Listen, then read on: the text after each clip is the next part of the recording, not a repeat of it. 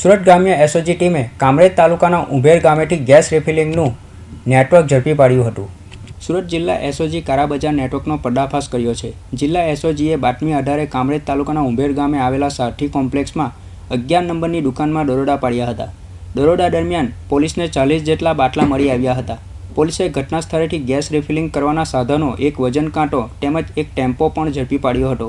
પોલીસે ઘટના સ્થળથી વેપલો કરતા 2 ઇસમોને પણ ઝડપી પાડ્યા હતા. મહેરબાન પોલીસ મહાનિરીક્ષક શ્રી સુરત વિભાગ સુરત તથા પોલીસ અધિક્ષક શ્રી હિતેશ જોશી સર દ્વારા ગેરકાયદેસર બાટલા રિફિલિંગ કરતા ઇસમો ઉપર કાયદેસર કાર્યવાહી કરવા માટે સૂચના અને માર્ગદર્શન આપવામાં આવેલ. જે અનુસંધાને એસઓજી ટીમને ચોક્કસ બાતમી મળેલ કે ઉંબેડ પાસે સારથી કોમ્પ્લેક્સમાં અમુક ઇસમો ગેરકાયદેસર બાટલાનું રિફિલિંગ કરતા હોય. જે બાતમી આધારે ત્યાં રેડ કરતા કુલ 3 ઇસમો મળી આવેલ છે, જેના નામ સંજય રાજનારાયણ રાજપૂત, રાજાસિંહ અજયસિંહ તથા મંકેશ્વર ઉર્ફે મોન્ટુ.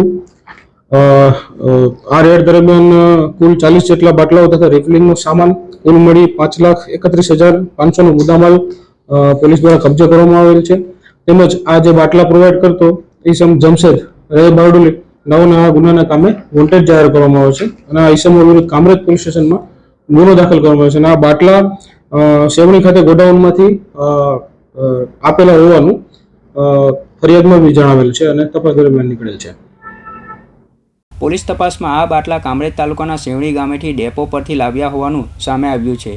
એસઓજીએ સંજય રાજપૂત તેમજ રાજાસિંહ અજયસિંહ નામના આરોપીઓની ધરપકડ કરી છે, જ્યારે બાટલા લાવી આપનાર જમશેદ નામના આરોપીને વોન્ટેડ જાહેર કર્યો છે.